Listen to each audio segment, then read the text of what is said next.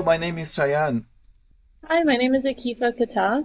and welcome to the next episode of Mutual Connections. Today we have Dr. David Armstrong, the president of American Limb Preservation Society, and I would say the most famous figure in diabetic foot care and podiatry. Welcome, David. Oh, listen, it's a total pleasure to be here.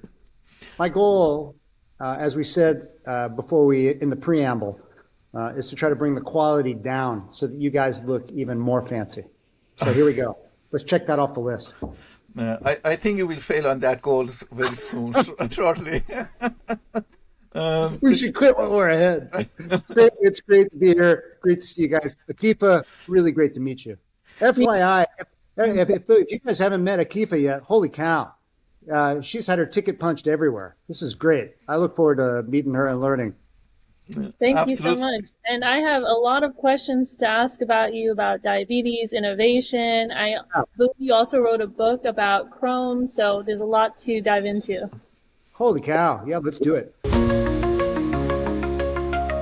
David, I met you at C2SHIP conference 3 years ago. As a physician, I saw you a lot of entrepreneurship in what you do more than, physician side of you. It was fascinating to me how a physician is so much into innovation. As we are startups, we always start with the problem and then we take it from there. And we would love to share with our audience, our listeners, what is the problem you are trying to solve? What is the challenge?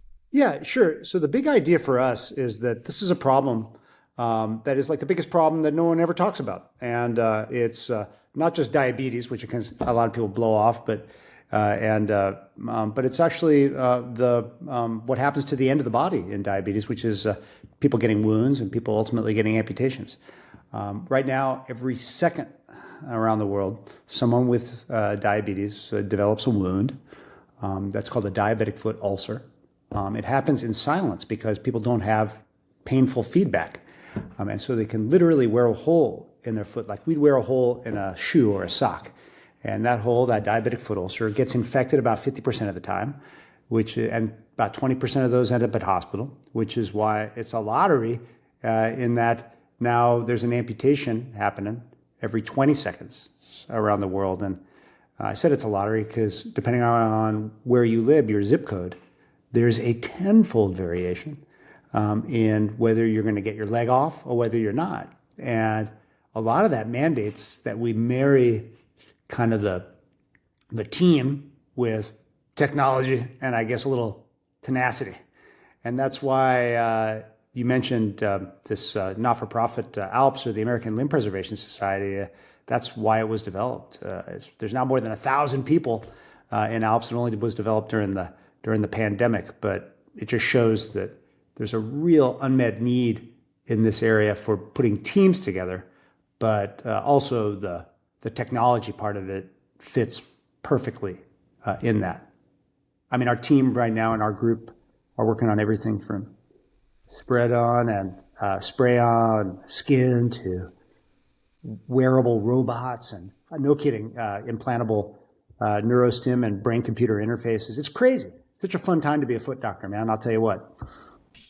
As health innovators, me and Akifa, we would love to see whatever we make goes into the world, everyone starts using it. But when I think about it as a patient, I have mixed feelings. On one side, I don't want my doctor try whatever comes out on me, but I don't want to live like someone who was living 100 years ago. I want my doctor to use the latest and greatest science and technology in my treatment. We would love to have a bit of deeper dive into this process because you are working with an ecosystem of innovators on all fronts, from advancement in medical knowledge to technology and everything in between. Would you please share a bit with us? First of all, how do you see the status of innovation in solving the problem that you explained? And then we can go into the process of adoption of these innovations. A lot of this, and this sounds trite, and it's easy to say on a podcast, and it's hard to like implement in real life, but so much of this happens at the bedside, at the chair side in the clinic, and or in the operating room, or but especially at the chair side in the clinic. And because I always tell my patients, especially ours, who are at super high risk, not only for amputation but for early death. I want to do something, with you, and not to you. And I think when they've been bounced around, I don't know, like a pachinko ball, getting from doc to nurse to doc to doc to doc, insurance to this, and then they end up kind of in our sort of collecting bowl at the end in our clinic. I think it's so hard. But that kind of thing is where all of this starts. And I think you identify, meaning kind of collectively, a lot of unmet needs. And Cheyenne, I know we talk about this constantly within our Center to Stream Healthcare in Place, these unmet needs and helping our patients do what they know that they're supposed to do, but really can't do because of all kinds of other problems getting in the way. There's ways that technology can intervene there, but there's also ways that technology can interfere. And a lot of times folks are just confused. I think clinicians are confused. We're all confused, and there's a little bit of paralysis of analysis. The goal, though, is to bring people together, patient, the doc, the engineer, even with an investor, to identify those unmet needs. And you'd be amazed at, if you try to do this as much as possible, how much you can identify and solve tomorrow's problems today instead of yesterday's problems tomorrow, right? Because that's what tends to happen when everyone's in their own, again, I'm going to overuse the word silo, but when everyone is, it's just a lot harder. And this transcends specialty in medicine or surgery or nursing. It takes energy. And like I said, it's easy to talk about here. I just left, I'm back at home now. I just left rounding over in clinic, but over in clinic, I had one of my colleagues who's an engineer come over from Caltech because we're enrolling people in an epidermal electronics project. But he was there with his postdoc in our clinic. And again, that's easy to talk about, but getting everything set up and timing right is hard to do.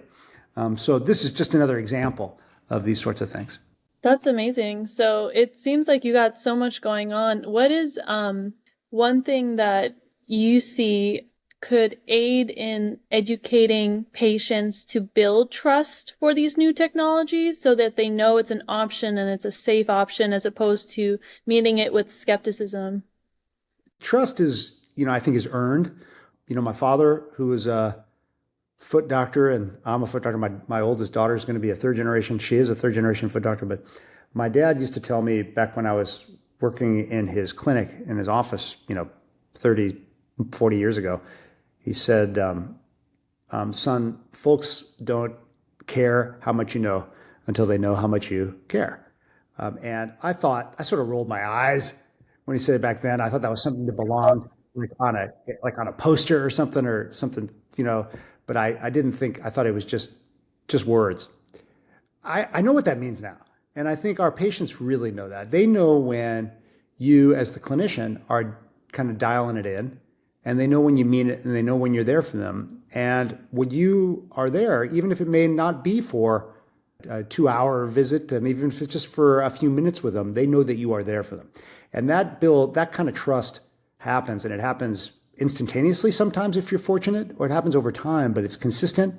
And then when they see that, then the world opens up for them and for you, and you can talk about, hey, look, I have this tool that might help heal your wound. It's going to be a pain in the butt for you at first because we're going to have to do this and this and this.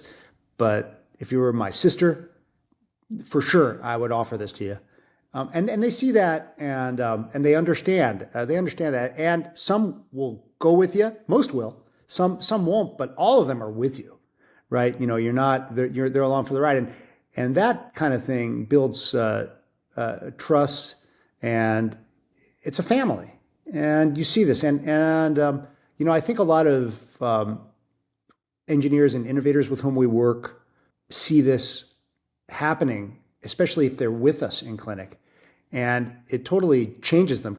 They're often sort of siloed away, thinking about their own thing, and then they see the problem in real life, and then they often will chime in, and then they get into that whole trust thing, and you start to see some really great things happening.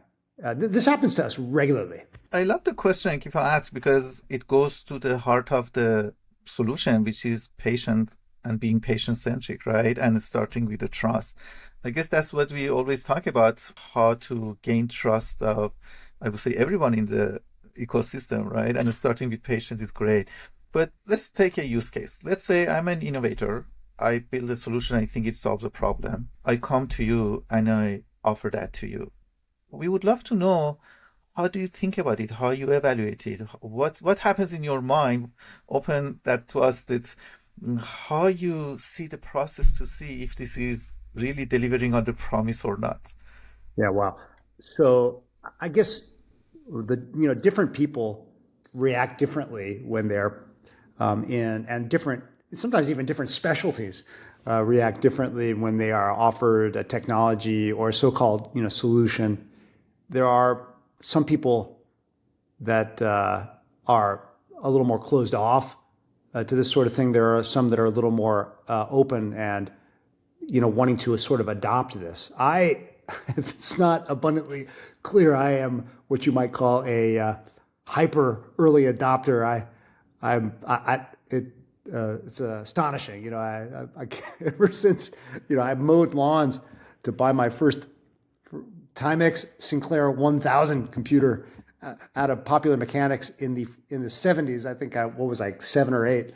So and ever since then, I have all these different gadgets bricked in different closets and cupboards around. So that's different because I enjoy these. I'm an alpha or a beta tester for everything. But there are most people, I think, in medicine. Medicine is, although I love it with every fiber of my being, I'm often frustrated with it because it's extremely parochial, it's extremely conservative. But then when I get frustrated about that, I realize that it has to be because you don't want to be some yahoo going trying everything on everyone, because then what'll end up happening is you'll end up hurting people. My father, again, I bring him up. He used to say, "Son, there are two kinds of people in this world." I would think there are more than two, but let's just use this as an academic exercise. And he said, "Son, there's the kind of person where if you give them a job, they figure out a way to say no. And there's people who can give them a job, they figure out a way to say yes." And he said, "Son, there's nothing wrong with either of those people. It takes, you need both to make the world go round. You can't have people that are always saying no, because that would be it would be purgatorio, not paradiso, right? You can't have, that would just be the most dull, horrible place to live.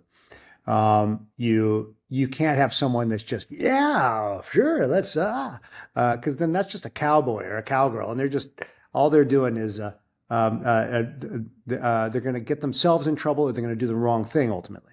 So you have to have a combination of people that are figuring out this kind of implementation, that are working, but all of that is surrounded by sort of trust. But if someone comes to you with this, and they've already done a little bit of this background about you, the clinician, they know a little bit about you already, maybe they can steer that sort of, people use that term in tech, pitch. They can steer your pitch to you, but I don't think of it as a pitch. That's kind of I think of it as just, you mentioned a use case and how can this help? And if you start from there, identifying the problem and saying, here's how this could potentially help.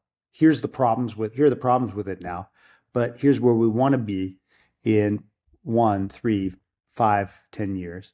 Then I think that's the best way to go. But you got to identify who that person is. Is she or is he a no person? Kind of, are they a yes person? Where are they on that coefficient or that continuum? And kind of adapt from there, because it takes all kinds to make a difference.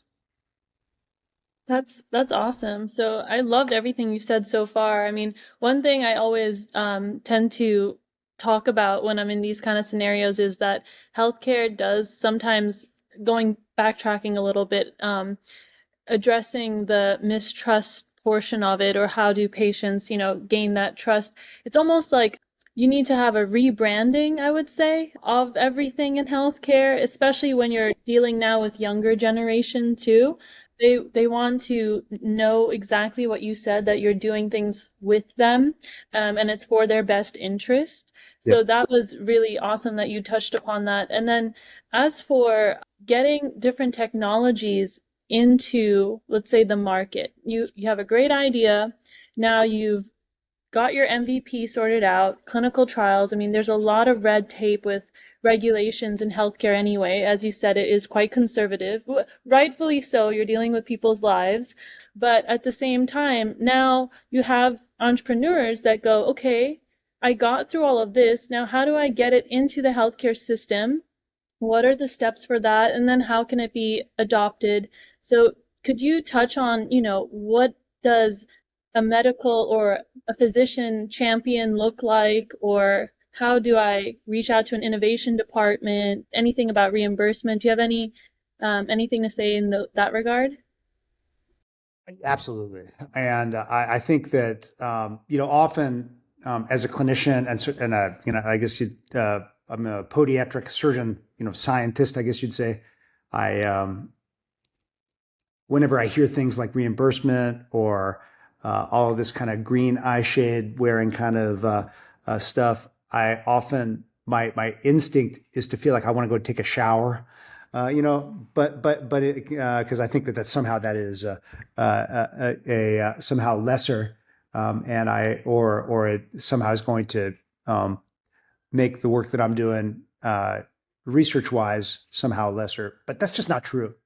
I always tell my trainees, in fact, I told one of them today about this, that there's a coefficient, kind of I call it a missionary mercenary coefficient. But you can't be on one or the other. You have to be somewhere. You have to know where you are and understand that. But don't be the person that is so commercial that she or he is like a race car, it's like a Formula One or a NASCAR driver, and they're wearing all those patches on their sleeve or on their car. No way. That's entirely just the wrong place to be living. You have zero credibility. But don't be the woman or don't be the man that is always figuring out a way to say no and say, oh, no, there's no way that I could do that, because that would somehow jeopardize my credibility academically. I could never work with industry. That's ridiculous. This is a balance. The key is you have this balance, you disclose it, you manage it, and then that relationship between industry, academia, between innovators on both sides can flower. That was something that I think early on in my career was there wasn't a lot of that happening. In that, I think there were a lot of folks that were just figuring out ways to say no in that area. That has changed a lot now. I think that there is now around in public institutions, private institutions throughout the United States and around the world. I think now you're starting to see real industry academia collaborations. As a perfect example, Cheyenne had mentioned earlier, maybe in the preamble or maybe in the show notes, Cheyenne, you could put it in there. We have this really cool National Science Foundation NSF program. It's actually my first big NSF of funding. I've always just had continuous NIH funding, but it's called the Center to Stream Healthcare in Place, or C2SHIP.org, and it is an industry university collaborative research center, or IUCRC, and it's focusing on extending what we would call kind of hospital-free, activity-rich, dignity-filled days. And there's like more than 20 companies, 6 universities. It's now the biggest, I guess, IUCRC ever in the 40-year history of the IUCRC. It's going great, but it starts with this idea about, like you said, about trying to figure out how to develop an environment where you can have industry interacting efficiently and appropriately with academics and with clinicians, and then for us in the clinic, which is really, really unique. But you're starting to see this become less unique now, and you had mentioned all of these different, academic units and innovation units around the United States, around the world. This is fascinating. We started with topic of trust between patient and physician. Now we are talking about how we can foster trust between innovators and medical community and physicians. When you talk about healthcare these days, the elephant in the room is AI and how we can trust it. Do you see AI as another new component in technology, or you think it is so big that it is its own entity that needs to be trusted and incorporated in this ecosystem? What are your thoughts on that?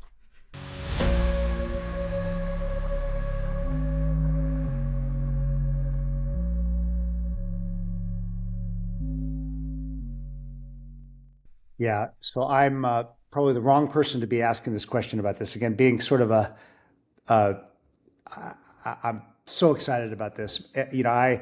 People always ask on the to AI folks, and I have so many friends in around along Sand Hill Road and stuff, and they say, "What's your P doom? What's your assessment for how AI is going to overtake us and create a doomsday scenario?" Mine is I'm very much a bit of an evangelist on this, but I also still have to marry this with an element of skepticism. Obviously, these things are still there's still quite a lot of hallucinations that are happening, regularly with different tools.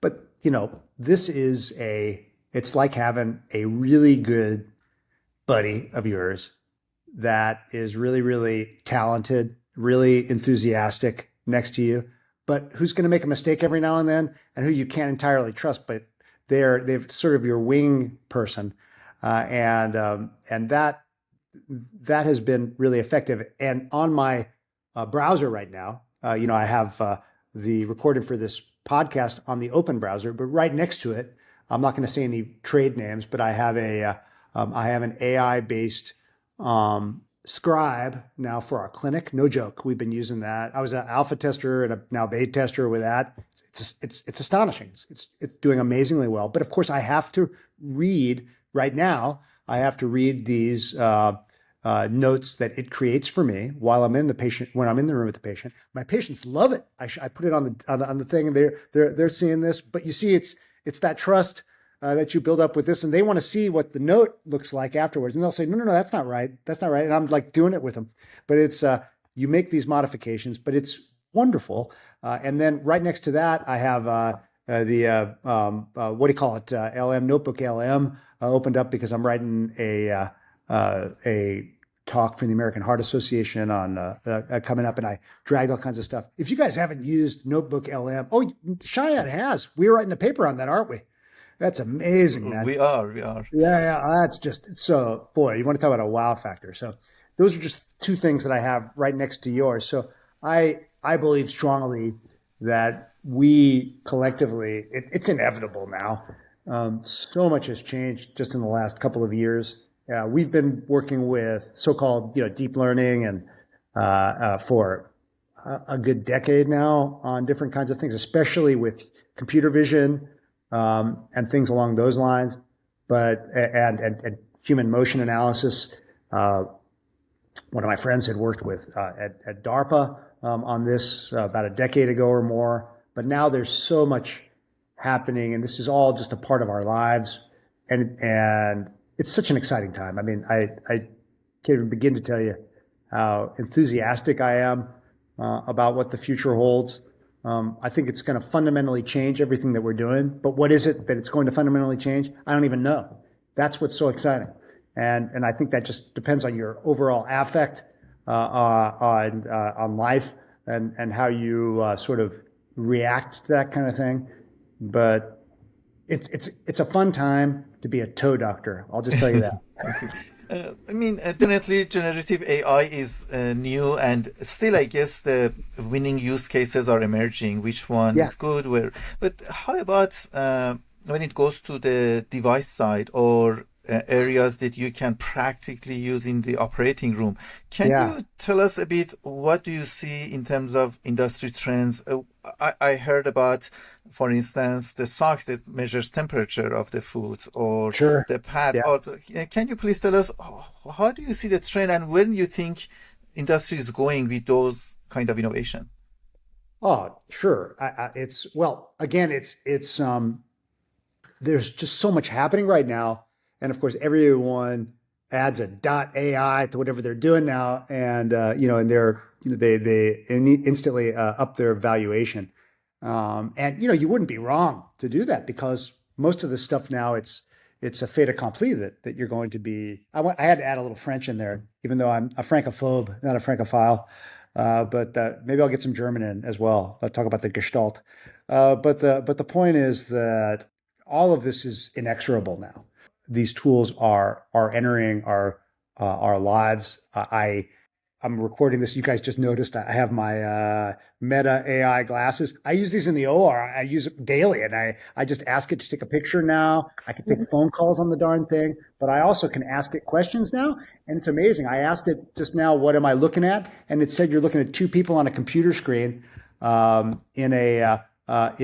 what looks like a sunny kitchen," and it was right. And I didn't know we were recording a podcast, but that's only getting better and better. I also use the right over there. I have my Apple Vision Pro, the AVP. We were the first to use that in the OR. We were the first to use Google Glass 10 years ago in the OR. But the Apple Vision Pro right over there. It's astonishing because I've been using that, and actually also I had a ChatGPT window open, and I was asking some questions of ChatGPT during the procedure. Some of it was right, some of it was wrong when I was doing it, but it was astonishing. And then I was sending some of that by FaceTime. When we did our first cases, I did the first cases in Italy with my daughter. We were both at a meeting in Italy. This was in February when it first came out, February, March. And but I was having a FaceTime with one of my medical students here, who's now going to be a vascular surgeon. And he also was writing a paper on this same thing. And he used ChatGPT to help to format the paper while he was doing that. He was sending it over to me while I was on the airplane flying home from Italy. I was wearing, I'm not kidding, the geeky glasses, those Apple Vision Pro things. Just, I would call it geek-tastic. And I also was using this to help format and correct it. But of course, loaded with hallucinations, but you have to modify it. But this is our current, this is not vaporware. Figuring out how to incorporate this kind of thing is really the order of the day. I think right now the use cases are exactly what I talked about before. I talked about some scribes. I think also I think vision, computer vision now is very real and giving us some really good information. But I also think that assisting us now in uh, some of the chores in terms of formatting and such is only getting better and better and better and more accurate. When you are training it with your own stuff, like the Notebook LM I mentioned, not like on the whole internet. That I think makes the some of the hallucinations a little less egregious, and so that's only getting better and better and better when we have our whole ecosystem. To overuse the term ecosystem, that is hyper personalized. I think that's what we're starting to see right now. It's super exciting. Sorry for That's, going all over the place, no, but I this is am this is here for this is it. I love it. this is like adult daycare for me. I'm just kind of hanging out and bumping into things. This is great.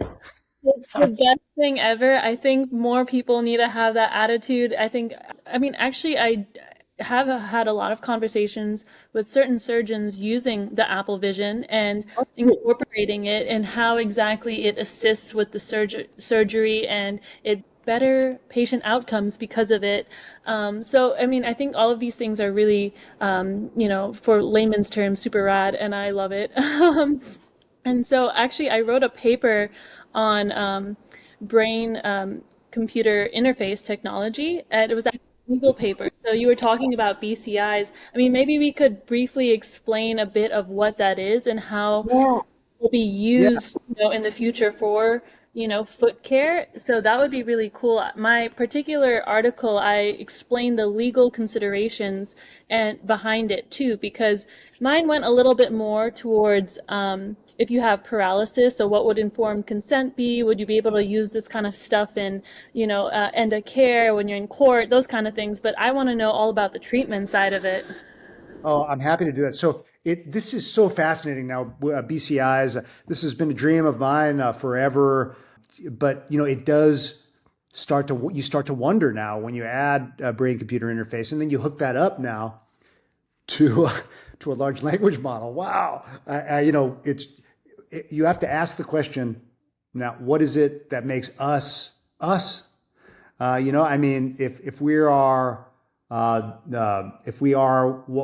we interact with the world, and like Spinoza would talk about, touching the world to be able to interact with it and to really be in the world. What if we didn't do that? If we're just the sum of our memories, right? What if we weren't? What if our memories were never summarized, right? And what if we were asking it a question or just thinking about a question now? There are some. I mean, some of it's a little bit hyped, but there are some concepts of creating a thought now and transferring that thought from one BCI to another.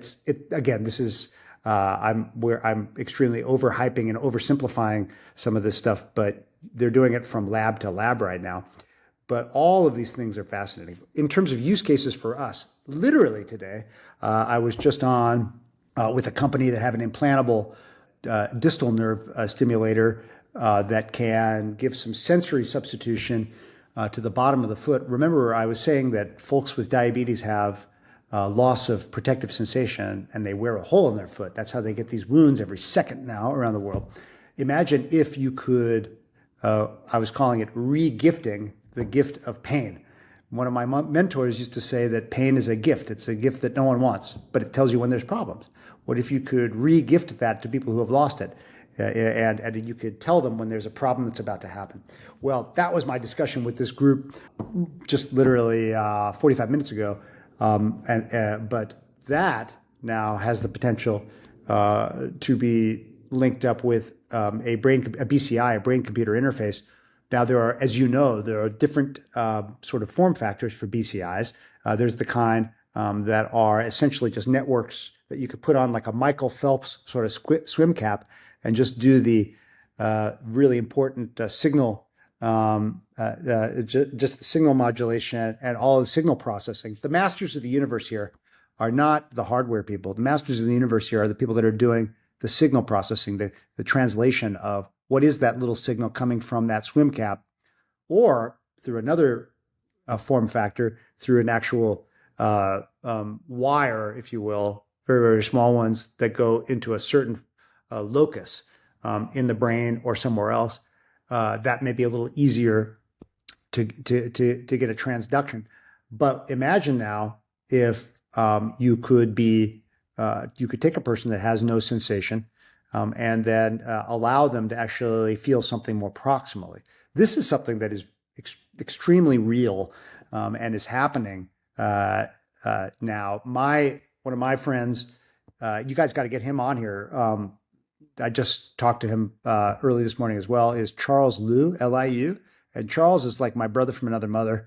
And he is a neurosurgeon here at USC. As you know, I am a podiatric surgeon, a foot doctor, a toe doctor. And we like to make a joke. He does the brain stuff, I do the foot stuff, and we kind of meet in the middle at the belly button, at the umbilicus. But he is doing quite a lot of work with another friend of ours at Caltech, Professor Anderson, and there's just a lot of work going on between our units in brain-computer interfaces. He has wanted forever to help make women and men with spinal cord injury be able to walk again. These exos, the exoskeletons now are getting better and better. There's an entire society run by friends of ours called the Wearable Robot Association, Wearable Robot Society. They have a symposium called, no kidding, Wearacon, and we were at the first one. It's like a decade ago now, but there's a whole lot happening in this area. But from my little humble area at the end of the body, it's always fascinated me, and I believe it's very real that we could create almost a closed loop system to where we could allow people to feel what they couldn't feel, and then allow them to change the way they're walking to allow them to move a little bit better. When we hook that up now to some better quality, quieter, better battery life, having kind of wearable robots, there's just the sky's the limit. There's again, I mentioned Caltech as well. There's some really great robotics going on in another friend of ours lab at Caltech that have knee-based kind of wearable robots and also full-on exos. So buckle up, because there's a lot of really cool stuff happening that are basically just acting like appliances for our life and extending our capacity. But again, it really does change. We have to ask ourselves, what is it that makes us us? Because we may start modding our bodies with a doctor's and a nurse's and a technician's help, and figuring out the regulatory, just like you were talking about, Akifa, the regulatory path, the dangers there, the ethics surrounding that, and as well as the technical and the medical is, it's really exciting.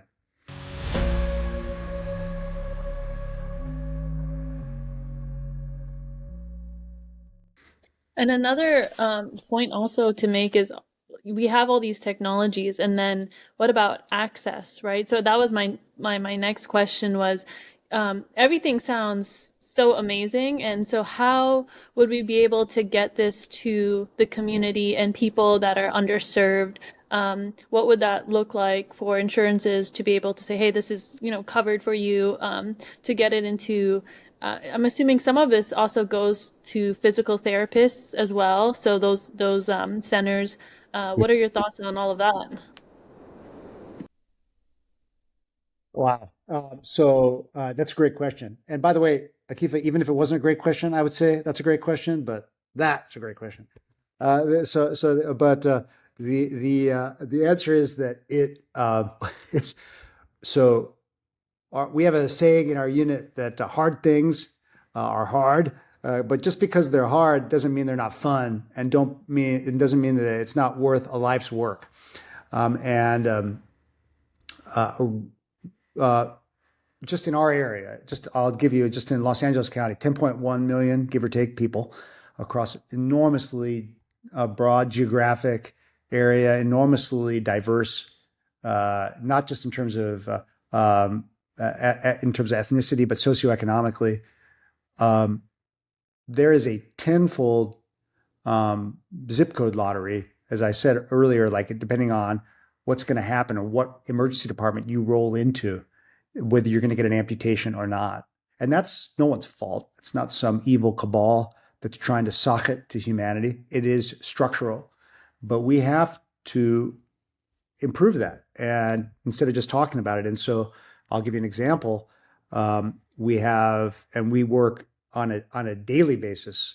In fact, I have a text coming in right now. I see little bubbles from one group that is called Clemente Clinical Research, with whom we work, that are working. This is a private research company with whom we've formed kind of this university kind of private collaboration, where they are working with another not-for-profit called Ultimed, who are a wonderful federally qualified health center, who are treating people that are either underinsured or completely uninsured, with the goal of keeping people out of the emergency department. They are now seeing, again, without exaggeration, 80,000 people a year. About 80% of them These are all foot cases now. These are just trying to prevent amputations. About 80% have diabetes, and give or take, something like 20% of those people have wounds. It's an astonishing number, and it's across the entire geographic area. And these patients now are being offered the ability to come into federally sponsored and industry sponsored studies that would only usually be offered to rich people, and it's life affirming. I mean, it just is, and but these kinds of innovations now are really taking off. And what's happening now, because you're seeing some of these federally qualified health centers coming in, you're also seeing some insurance companies, some of the more progressive ones, but even some of the really hyper conservative, almost obstructionist traditionally, you'd think, oh, these people are just getting in the way. All of these folks are starting to say, hold on a second. She's really benefiting from this, and she is a beneficiary of mine. And they use all these terms like per member, per month, PM, and all these weird terms that again, when I hear it, I often feel like I have to take a shower because it almost objectifies. It's not, but yet what's amazing is they're starting to say, hey, I could potentially treat this person with this technology and reduce my per member per month amount across, and then I could scale that up. And so you're starting to see the bottom up work that's happening from patient to patient, like we talked about, and then also top down efforts. And that's never happened in my little career. Like I'm starting to see it happening now. People used to just blow a lot of this stuff off, and they say, Ms. Garcia, why don't you just cut her leg off right now and be done with her? It'd be easier for her and easier for us in the system. And maybe for some people that is the best therapy, but that is a vanishingly small number now. And with all of this, I think we're starting to see everyone agree that that's the case.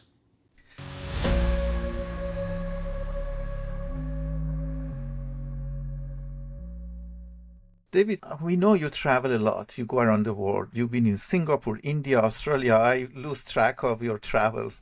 So I don't know how you do it. But the question is, how do you see this is happening globally? Do you think all this innovation happens at Caltech and the advanced ecosystem in United States, or you see this is a global trend? Yeah, well, I see it inexorably as a global trend. Um, Again, this is something that we're talking about, by Zoom here, and it's easy just to say it's a global trend, but we are seeing now. Uh, I'll just say in South Asia right now, in India, uh, uh, across the country, from Lucknow and Mumbai all the way down south into Chennai, even into Colombo, into Sri Lanka. I mean, you're starting to see now innovation units popping up, and we're working with many of them. You have astonishing amounts of like an innovation ecosystem. There's a technology university in every single one of those places. We work really closely with PGI and Chandigarh up in the north, and also with All India in Delhi. But you see this kind of thing, and that's a country, the largest country in the world now, and but yet there's a massive inequality across that country. But there is now effort with some of this innovation to be able to get some of this to people who would have never been offered this in the past. So it is really exciting throughout the Middle East and North Africa. There's a lot of work going on with our unit and with others in Australasia, with Singapore as kind of an innovation hub. I was just visiting there as part of the Singapore Ministry of Health. You have this little kind of oligarchy, but a spectacular center of innovation at the end of the peninsula, but innovating all the way into Malaysia, into Indonesia and throughout Australasia. And some of these things now uh, are built in and embedded into this. So every single country now, even those that, with the exception of maybe failed states, have kind of these innovation engines that you're starting to see, where you're starting to see some real change happening, even if it's just on the one-to-one kind of basis. And this kind of thing where we can just chat with people is, it's just, it's happening. Let me give you another example. Talking about one-to-one and talking about a tough place to be right now. I just got this morning, I usually get maybe 8 or 10, WhatsApps or, like a Facebook message a day from doctors or patients. They're just sending stuff from around the world. This one was from a colleague of ours in Yemen, and I get probably 3 pings a week from him, this guy who's running a unit in Yemen. And you would say, what the heck, Yemen? Between the Houthis and I mean, this is a country that is a hot zone, and yet he is asking me questions about wound healing and frustrations that he's having. But what would he do here? What would he do there? And I'm hooking him up with friends of mine on the Arabian Peninsula as well. And there's a little group chat that's happening now. Believe it or not, we also have one in Damascus, of all places. I mean, we can be kind of Switzerland here. We can be sort of neutral and just wanting to help people, no matter what their political leanings and this sort of thing. So you're starting to see these sorts of innovations in my little area, just the most humble one in trying to help people heal and move through the world a little, starting to happen and happening on the day to day. And all I have to do for me, and again, I'm just one toe doctor, is look on my WhatsApp feed. I mean, it's crazy. And it is amazing how, especially in places where it's tough, how individual women and men can make a difference, right? And they can make a difference for good and they can make a difference for bad, but it can definitely make a difference, I think, predominantly for good. And you see how that happens. And so whenever anyone says, well, I'm here or I'm there and I can't do it, first of all, I empathize with them. But then I say, you know what? That's not true. Do you know this guy or you know her? And putting weird ideas together with weird people is where it's at. I love that. No, that's awesome. I mean, I love all of the momentum towards this and towards innovation, and obviously you are um the right person because of your experience, your credentials, everything you're doing. So if it's really reassuring, and I hope that it reassures others that say, hey, look, if you're doing it, then hopefully that they will also be more willing to adopt those things. I do have a little bit of a funny story because you did mention how, previously people would say, let's just cut this off and just write off that patient and then let's get on our way. Well, I was a student at the time before I went to law school, trying to figure out what I was going to do. And my mother is an infectious disease specialist. So, Awesome. and she was one of the only specialists during the AIDS epidemic. I grew up in Zimbabwe.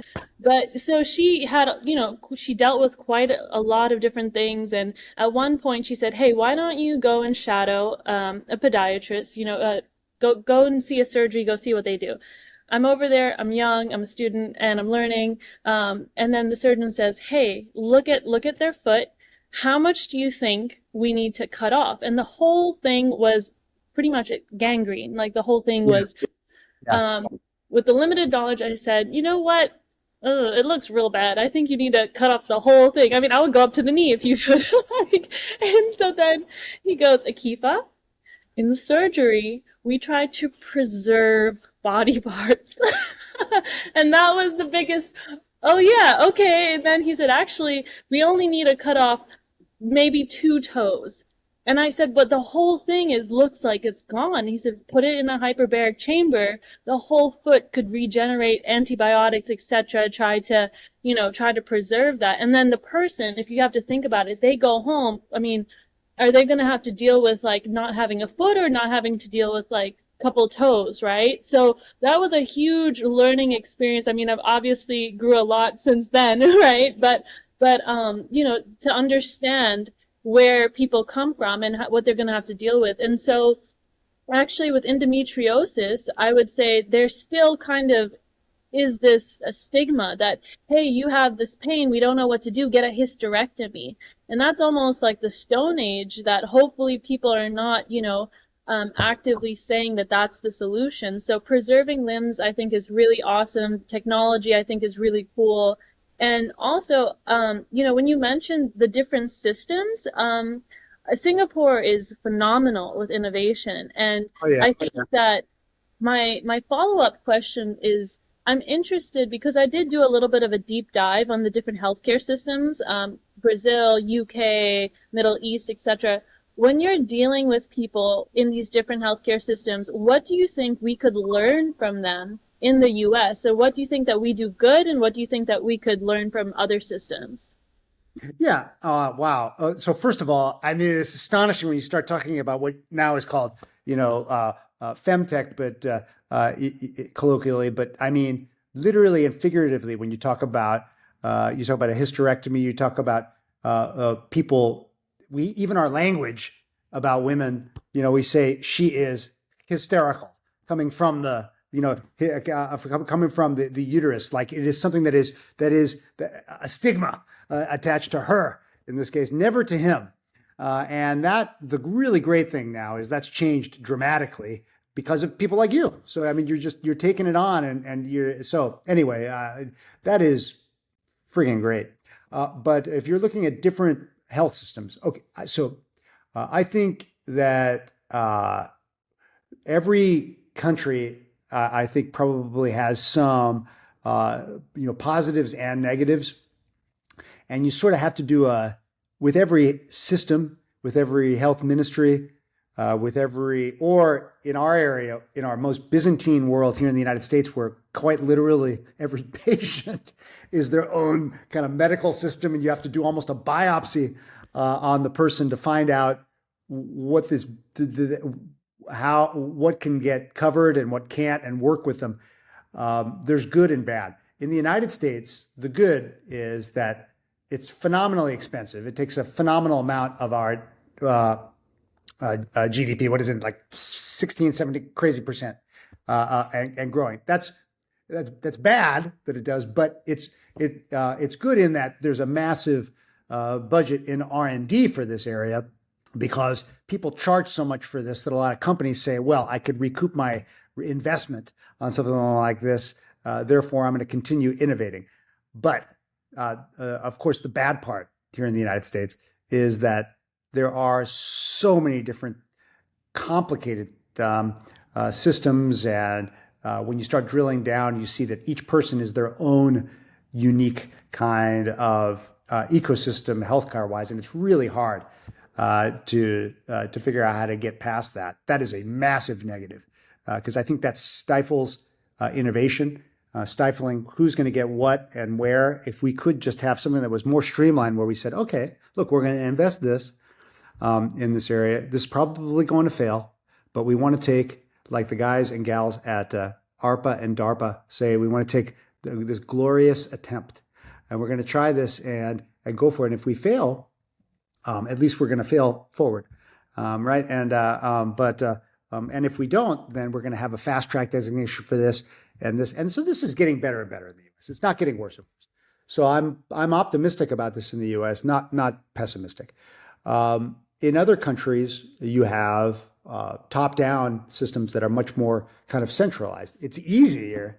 I mean, it's hard, but it's easier to do it in a country like Singapore, where you have about 6 million people, rather than 350 million, and you have just a few health districts, and you also have a really awesome kind of innovation ecosystem with great universities and whatnot, great public transit, et cetera, et cetera.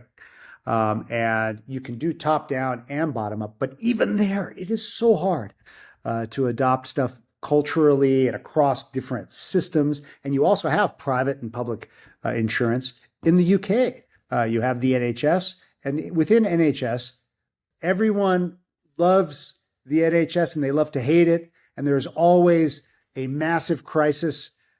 Now, of course, many people think it's the massive crisis, but still, it's great. It's still cradle to grave healthcare, but there's a long line if you want to get, there's a queue, if you will, if you want to get something elective done. If you want to get your hip or your knee, you have to wait a long time. And so you have to supplement that with private insurance to get to the front of the line with your Bupa or whatever your insurance is that you have now. I don't even know what these insurance companies are anymore there, but the goal for you as an innovator, I guess, it's the same goal for me as a clinician or as a clinician researcher. And I have to find where the buckets of resources are. And then each one of those buckets of resources is both really complicated, right? But it's also an opportunity because I could say, okay, she is the CEO here. I know that she is overseeing all of these folks and she is taking risk on all of this. But maybe if we did this and this and this, we could help her look after these people a little bit better. He is the head of this department, and his department is getting paid based on how many things that they're doing. Now, I don't necessarily like that philosophically. I don't think it's the right way to treat him, but you know what? I really like this guy and I like what he's doing. I know his heart's in the right place, but maybe we can attract and get resources here by identifying how he can do more of these widgets and procedures in a procedure-driven kind of environment, even whilst making, I say whilst, that's kind of affecting something British there. Don't tell my wife, don't tell you, she'll roll her eyes. My long-suffering, much better half, Tanya. But she's like on my shoulder right here. But you can do this, whilst still trying to identify the problem, the big problem at hand that you're trying to accomplish. So you can work in all these different environments, or you're in the clinic and it's a nurse and she is saying, or he is saying, this is my problem. And you understand that they can do a lot with that in that individual clinic, but maybe their resources, they're going to have to go through 10 different people on the wiring diagram to affect change. So your goal is to figure out where these folks are and how to optimize that. And if you get good at it, I think different people can do that fast. And then they can find out how to triage it, just like you're assessing a patient. It's like physiology, but for resources. Wow, we came up with a few metaphors today, David. The part you said, find weird people to work on weird problems. That was, if I recall, I love it. I guess we can continue this conversation forever, and I hope we will have you again in future, get an update. Before we wrap this up, I just wanted to ask you about DFCon. Would you like to share a bit about that? We have a meeting called it's called the International Diabetic Foot Conference, or DEFCON. So it's a joke because it's a kind of a double entendre. There's another French thing, but it's both a it's like the war on amputation is kind of the joke. And you know how DEFCON, as the number gets bigger, hopefully the theory or the risk would get smaller for thermonuclear war. The double entendre is the risk gets lower for amputation. So DEFCON 24 it's literally its 24th year. It started 20 something years ago. And we have all kinds of people, 50 countries, all 50 states. Anytime you could join ALPS. You can join ALPS for free if you want. There's always some kind of offer. And the goal for that, for ALPS, is to try to bring people together to try to eliminate preventable amputation over the next generation. And that's the same mission for DEFCON and for all of us that are looking after these patients, trying to help them move through the world. Thank you. Thanks. We have to let everybody know about that too. Get the more the merrier. So I guess my closing, comment or question is, do you have any recommendations for young people? Because, one thing I'm a huge advocate is bridging the gap between different generations and the public and the professional sector. So, medical students, entrepreneurs, but also the general public. I mean, people that all of this lingo, they might not speak it. So, where their place is. So any kind of notes for any of them? Yeah, 100% yes. So none of this stuff, I mean, I think at the end of the day, the way that I don't think, even though we all, want people to remember our name, no one's going to remember our name in the arc of time. But what they'll remember, hopefully, is some of the things that we've done, and hopefully maybe push things forward and paid it forward a little bit. And that only comes by hooking up with folks that have had a little more experience than you. And what I would say is to young women, young men coming up is, I wish that you could be so fortunate as I have been to find mentors. And these are mentors that are excellent in what you maybe want to do, and you seek them out and you ask them, and don't be afraid to seek someone's advice and to ask them for this, because when you do that, you are honoring them. And if they blow you off, don't worry about that. That's not worth your time, and they're probably not even a mentor anyway. But the women and the men that will take you in, that's a sacred duty for the mentor and for the mentee, because the real immortality for her or for him that's mentoring you is to see that you, the mentee, are doing well, making a difference, and paying it forward. And that's the immortality. That's the arc of time. And if I can give you any kind of advice, it would be just to collect as many of those key mentors as you can and ping them every now and then. Now it's so easy to do. You could just you just message them and call them, but really ask them. And then you start hearing their voice in your head, and it's not schizophrenia. Actually, it's right. It's the right thing, because you're asking, well, what would she say, or what would he say, what kind of advice, whether it's about a job, whether it's about an idea or an innovation. And that is the way that you move the arc, and you move the needle, and you really affect change. And here's to that, you guys, for real. And here's to paying it forward. Thank you so much, David. Thank you. We know you are so busy between surgeries, travels, lectures. We really appreciate you assigned generously this time to us. Thank you very much. The pleasure is absolutely, positively mine. Thank you very much. Have a good day. Thank you for your time. Thank you so much for all the information.